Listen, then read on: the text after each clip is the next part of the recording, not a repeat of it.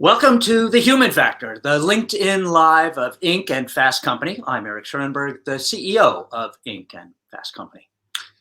The media industry has been thoroughly disrupted by the digital age, but no portion of it has been as disrupted as newspapers, except maybe local newspapers. Beginning last century, local newspapers have been shutting down or shrinking at an alarming rate. Their main source of revenue, local and classified advertising, have been swiped by platforms ranging from Craigslist to Google. The most prominent public companies that own local papers, Gannett and McClatchy, are struggling. And attempts in the past decade to bring local news into the digital age have been regarded as notable failures, including one hyperlocal news chain started by AOL called Patch. Now, today's guest, Warren St. John, believes he has found the solution to the local news conundrum. He oversees a collection of sites covering some 1,200 towns, cities, and states, has nearly 30 million monthly visitors, according to ComScore, has an editorial staff of over 130, and wait for it, has been profitable for years. The company is actually Patch, the spun off, regenerated, leaner, scrappier version of the failed AOL enterprise. Now, any business model that produces journalism and profits is interesting to us on The Human Factor, but how good is journalism on Patch and how sustainable is this model? Well, here to answer those questions is the president director of Patch, Warren St. John. Welcome, Warren. Thanks so much for having me. Now, let's start with you, just personally. You're kind of a local news story yourself, a native of Birmingham, Alabama, came to New York for Columbia, worked for the New York Times as a reporter. How did you get to this place where you are now? Well, that's an interesting question. I actually earlier today, for totally unrelated reasons, was watching an old video of Peter Kaplan, my first editor, really at the New York Observer, and kind of thinking this is pre-Kushner Observer, back when it was sort of in its heyday, and I was remembering about my journey to here. I started as a writer. I'm a reporter, content person. Accidentally ended up on the business side as a way to try to help support journalism. But I came to New York from Alabama, and I basically been in over my head ever since. Went to college at Columbia in the city. Came here when I was 17, and just fell in love with the city and the energy of it, and the sort of intellectual fervor of the media world, which back when I started out in the 90s was really alive. Now it's greatly dissipated, and it's all digital, and that's where the energy is in the city, I think, in media circles. But I've just basically kind of gotten lucky over and over again to meet fascinating, interesting people, some of whom needed help with something, and I just jumped in, and the next thing I know, my life would be changed for 6-7 years. Sounds like a typical straight shot career. Sometimes. Yeah, definitely. That's that. Not I've been all over the place, and I've kind of always been a generalist. So I was a general feature writer at the Times, and it was an interesting training, because you turn your story in. That was at the style section, and now you've got nothing. You're back at zero. Beat reporters theoretically are like building expertise and deep knowledge of something. I've never known much about anything. I've known a little about a lot of things, but it's actually been this amazing license to dive into a world and sort of learn how to learn it. And when I got to the business side at Patch, it was pretty similar. And I think the Medium piece that I've yet to write is about how being a reporter is actually excellent training for the business side, because you're trained to ask questions constantly. You're trained to police your own assumptions and biases. You're trained to find experts and keep going till you kind of start hearing the same thing 3 or 4 times, at which point you kind of feel like, okay, that's probably dependable information. And so that's actually like pretty relevant to problem solving skills in the business world. And I'm not sure a lot of journalists are aware of the degree to which that muscle is applicable in other areas. That's really interesting, Lauren. I made the same journey myself from reporter to the jumping over the Chinese wall to the business side. Let's talk about that a little bit later. But I first want to talk about the business decision you made to go from the Times to Patch. So Patch was, an experiment that didn't work famously when it was under the AOL umbrella. The New York Times is the plum job in New York daily journalism. What enticed you to make that leap?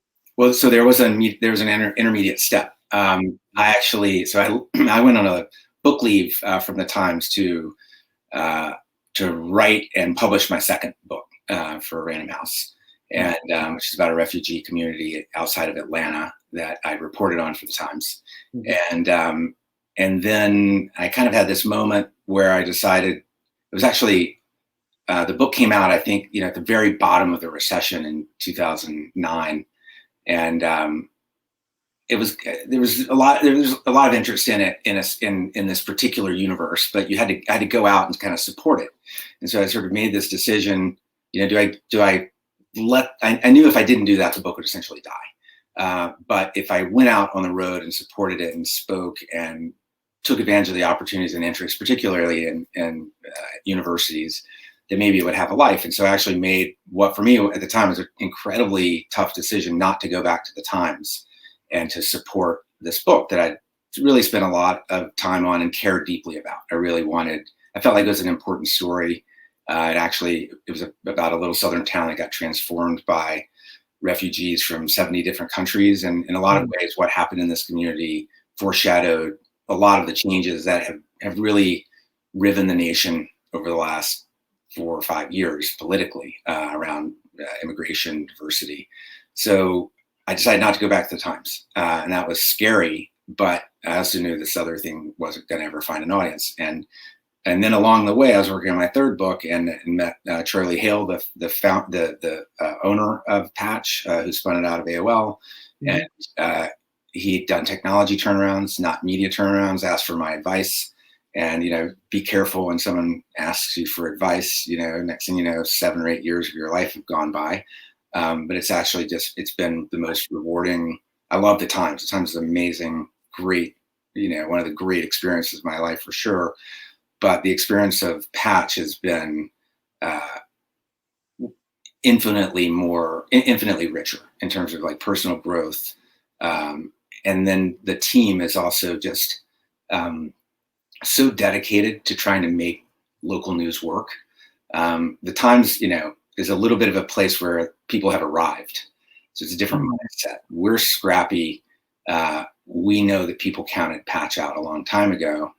And I think maybe I'd just do better in a slightly like underdog, frame of mind. I think a lot of the members of the team do. We're energized by that. Causes us to work harder and improve something. Good. All right. Paint a portrait for me of Patch. What's the source of revenue? What's the size of the company? That kind of thing. Just give us a picture. Sure. Well, if I'm painting a portrait of Patch, I start with the people. As you mentioned, we've got over 200 employees now, 130 plus full-time reporters. We started out when we spun out of AOL with, I believe, 50. So we're on pace to hire, I believe, 35 full-time journalists this year. Some of the great newsrooms around the country over the last few years were letting people go. We were picking them up. So we have an incredibly talented, committed staff with very deep local knowledge. And then supporting them, we have a dev team and a product team and a finance team and sales team. We're headquartered nominally in New York.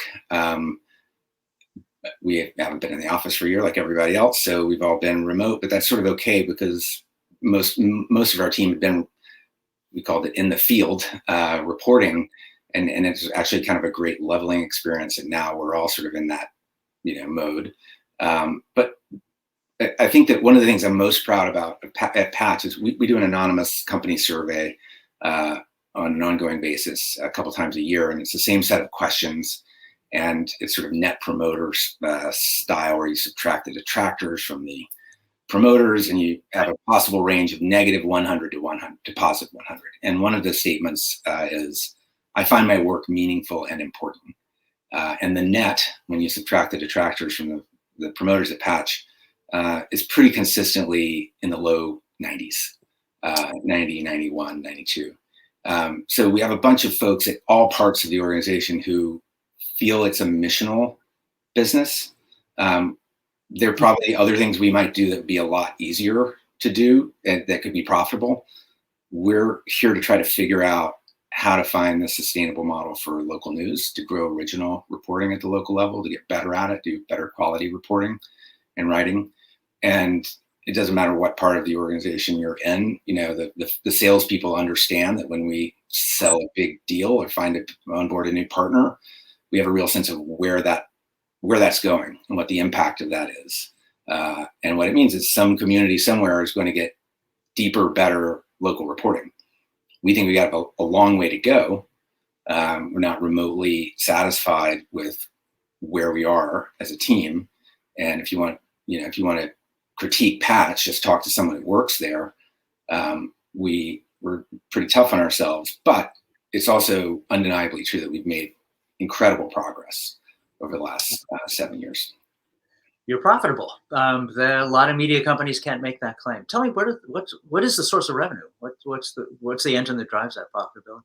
Well, so we've been lucky, and actually in local, especially, Patch functions in some ways like a platform. So we have some levers and opportunities that a conventional media business may not have. For example, our self-serve platform for promoted classifieds and events. We have some exciting things that are happening there in Q2 that I won't get into just yet. But that's a scalable, high margin revenue source for the business. We have a local inside sales team. It's lean and focused, but we have local customers across our communities who are trying to reach customers near them. We have programmatic and all the tech stack that supports that, and a great programmatic team. We have agency and national sales, and then we have a basket of enterprise partners that are sort of network-wide exclusive partnerships that have been really exciting and a big area of growth for us for the last few years. And so each one of these creates an opportunity. They don't always move in lockstep in terms of seasonality, which is great. Sometimes things are going up and other things are, big enterprise sales is big in Q1 when programmatic CPMs might be lower. So that's enabled us to smooth out the bumps. And then we've just been able to grow our audience. And we do find when we do more better local content, good things happen. Platform revenue rises, local sales rises. Of course, newsletter subs go up, which drive a lot of our page views. 40% of our sessions originate from our email list. So we're a bit less dependent on the mediated traffic from the platforms. Not entirely, of course, but heading in that direction. Wow, that's really interesting. Just for clarity's sake, too, the self-serve ads that you mentioned before, that platform is essentially classifieds. And and promoted events. So the local calendars is another example of something that we can do at Patch that be hard to do. Reason to do it at a conventional publisher. We have a local calendar for each one of our communities. We built the architecture at scale, so when we go to a new community, we flip the switch on the calendar and it comes on. Our local users want to know what's happening in town, and it's engaging. The model is that local users can, when you register for Patch, you set your home patch, declare where you are, and so you can post for free to your home patch. So if you wanted to promote, people in Patch, we have everyone from local theaters promoting their, production of The Tempest in the town park, uh, to lemonade stands to raise money for the marching band trying to get to the Macy's parade. I mean, there's a wide spectrum of usage, but those you can post for free to your home community. But if you want to share outside your community, you pay for that reach. So it does a couple of things. It puts an economic break around non-locality on the calendars, which is important for the end users. And if you're going to get on the calendar of a nearby town, you generate revenue for Patch, which we in turn invest in our editorial operation and dev and product. Okay. All right, good. Well, all of these levers, or at least most of them, were available to the AOL version of Patch. Why did that and other sort of hyperlocal digital native platforms not succeed, and Patch is profitable? Yeah, well, so a few things. And first of all, I think Tim Armstrong's original vision for Patch was, I think it was really visionary, ahead of its time, and right on. And in a lot of ways, some of the things we're doing are trying to catch up to his big idea. And I think there were elements, there are things available to us that weren't available to the original wave of patch editors, who, by the way, built the Patch brand at the local level, the community level. We're massive beneficiaries of all of that investment, all of the hard work of all of those journalists in the early years of Patch. So we had that, first of all, we got to sort of reset the P&L when we spun out, but we still had the brand equity, we still had the email list, we still had the social audience that first team built through an extraordinary amount of hard work. So I think that's one reason it'd be hard, someone coming into the space to do the same thing, at least with original content, not simply an aggregated model, would have to be willing to match that investment or something like it even if they were incredibly smart and more efficient. AOL obviously went for a long ball. They really went for it, and they spin a lot. And I think Tim's been forthright on the record about things that they learned that they might have done differently. But a simple example is like social listening tools. So, we have all sorts of digital capabilities to stay on top of what's happening in a community that were just didn't exist when AOL started Patch. Tools like Data Miner or CrowdTangle or NewsWhip or custom tools that exist have allowed publishers like Patch to stay more on top of what's going on in a community without necessarily walking up and down Main Street all the time. Right.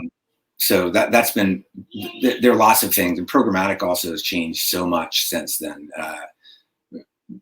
AOL's remnant revenue was just incredibly, compared to what we get on a CPM basis, negligible. And for us, that's been a scalable revenue source. I see. Okay. Hi, who's this? So that I thought I might have an interruption from the troll just from. Yeah. Who is it? That's my son Henry. Henry. Okay, I'll say Henry, and he's welcome to the Human Family. Probably crash. So you spoke eloquently about the sense of mission among the Patch editorial team. What, in your words, is so important about local news? Well, it's the thing that helps us understand literally what's happening outside of our door. I had this interesting phenomenon. I talk about it a lot internally at Patch. I live in a neighborhood of Manhattan that didn't have a Patch, and we started it in the middle of the time that I've been here, and having it completely changed my relationship with my neighborhood. On a practical level, I know things that are happening ahead of time, but I'm also aware of breaking news. We have an amazing editor in my neighborhood.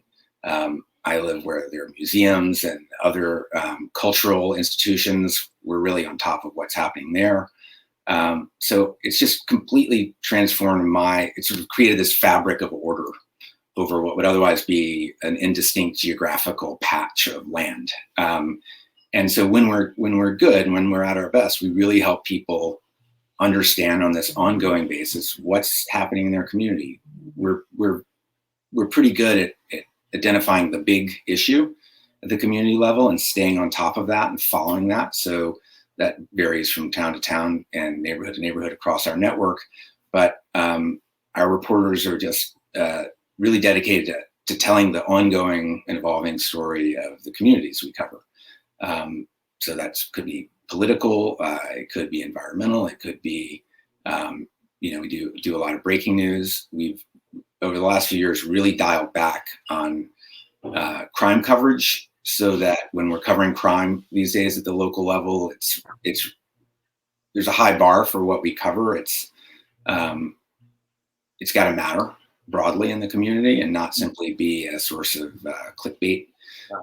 People are interested in it. We know it drives traffic, but it doesn't necessarily illuminate life in a town in a proportional way if you're not covering everything else too. I think we made mistakes early on. We were so lean. We had so many communities to cover.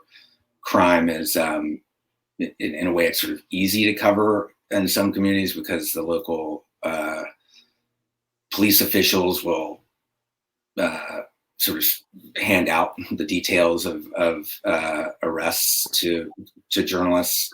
So I think we early on relied on that in a way that didn't make us feel good and didn't accurately portray life in our communities. We used to joke, early on in Patch, you knew how tall everyone was in a town because all the photos on Patch involved people standing in front of rulers, usually in orange jumpsuits. And we understood that, in most of our towns, like, there were actually very few people under arrest relative to the broader population. Yes. So I give a lot of credit to Dennis Robaugh, the editor-in-chief of Patch, and his incredible team of managers who have really improved the quality of our coverage massively over the last few years. Let me ask you. Yeah. Well, I was just saying one thing that we're proud of. We heard from one of the big platforms that watches the sort of data that when their users share Patch stories, and we're very high on the list of publishers whose content is shared, they're half as likely to be crime stories as local news stories shared from other sources. So I think that speaks to our efforts to really try to ask our question: what's happening in the community? Can we cover it? We want to be fast. People are getting local news on their phones. Breaking news and alerts are a big part of what we do, but we want to make sure that it's relevant to our users in their daily lives. So you mentioned quality, that the sort of editorial team at headquarters oversees. How deep are you able to go with that? How do you assure quality on any individual story? Is it more of a broad brush kind of thing? Well, so we are going fast and we're lean. So I don't think there's anyone at Patch who would say that we're doing the level of deep community coverage that we aspire to.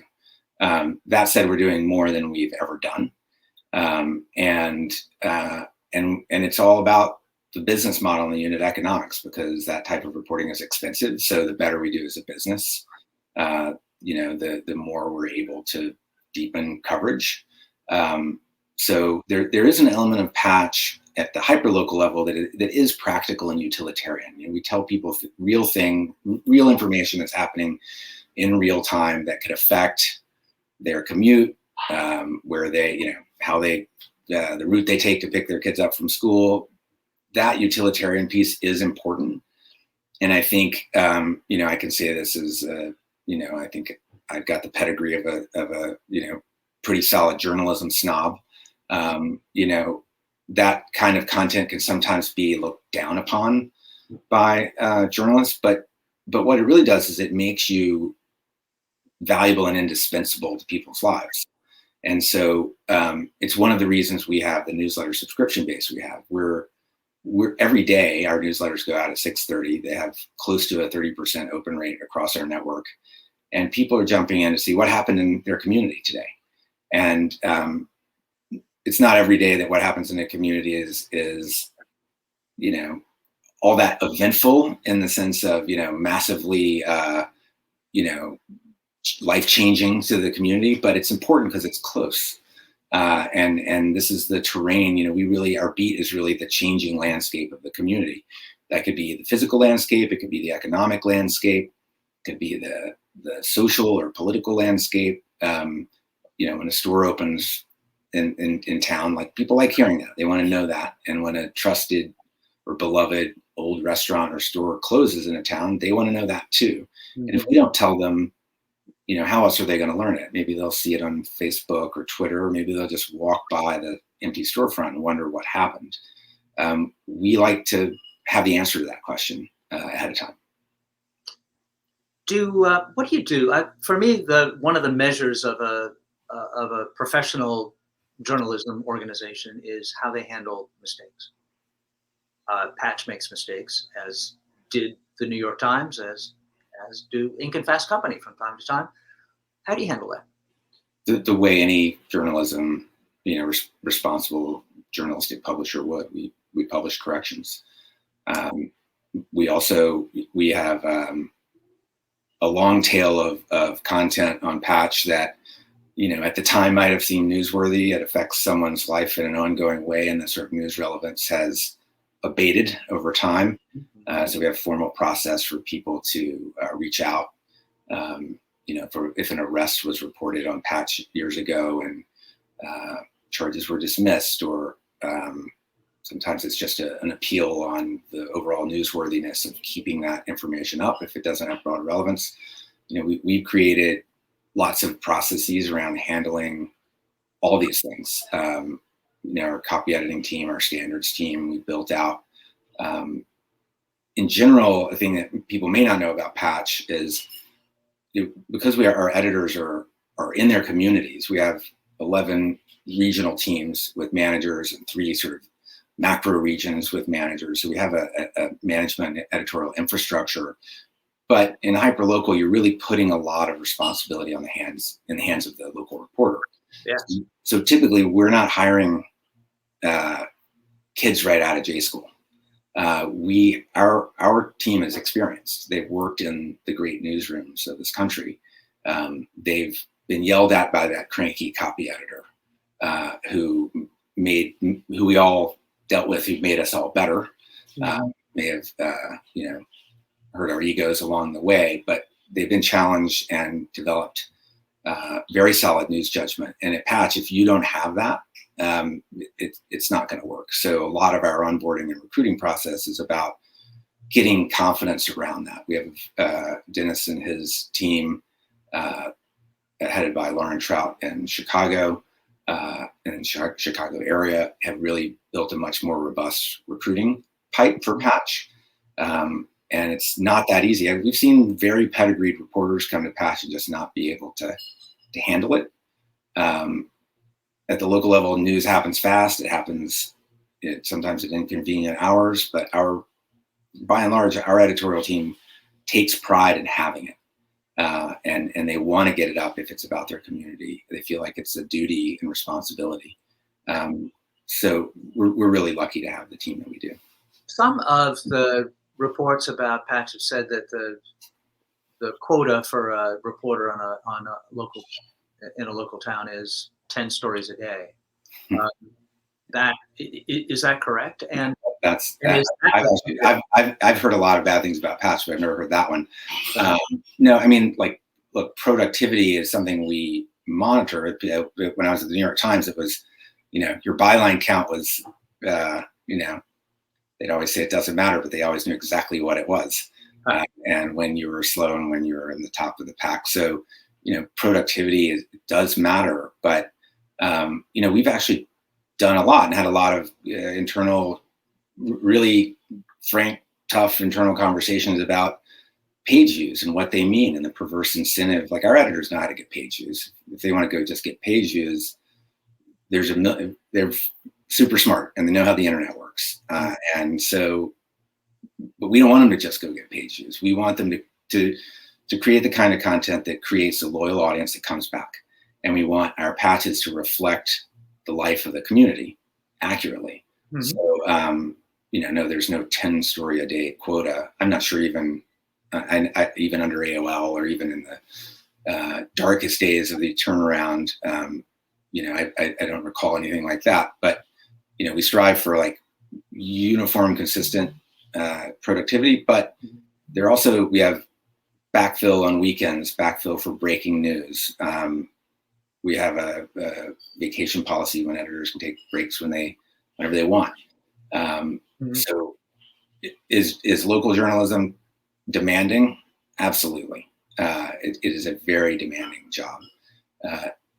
But so is journalism generally, because the news doesn't sort of conform to our schedules. And that is true. I certainly can vouch for that. And by the way, when I was at the Times, I got a call on a Friday at about 6 o'clock asking me if I could, on Sunday, fly to New Zealand for 6 months. So, I've been disrupted. It was fine. It was winter time in New York and summertime in New Zealand. So I definitely made it work. But it was, I was like on the phone subletting my apartment on the way to JFK and to a total stranger. That's part of journalism, but it also attracts a sort of a band of adventurers and people with adventuresome souls who love that excitement generally. Yeah. People with a high adrenaline resistance factor or addiction factor. I'm not sure which. Well, a question about you. You've gone from a reporter to the leader of a company. This is a transformation you alluded to earlier on in our conversation. And so you've gone from editorial to business, but more than that, you've gone from, being responsible for yourself, like the reporters who work for Patch, to being responsible for an entire company, a P&L, and, the well-being of 200 plus employees. How did you make that transition? What are your reflections on it? Well, and yeah, so a couple points of order. So I was in the CEO role at Patch for 3.5 years. I now serve as president. Our CEO is Rob Kane, who has worked closely with the Hale team on a couple of very successful growth stage companies. And he's a very seasoned executive, which I was not when I took the seat. When I took the seat at Patch, it was basically, and I think we may have lost you, but I'm going to keep talking until you pop back on. It was at a time when we were looking for a seasoned executive who could help us find our way, but we didn't necessarily have the track record yet to attract that person. And so we spent a lot of time looking, and when we couldn't, I volunteered, and we had a good run. And unfortunately, we've got much more experienced leadership now to help us on our next phase.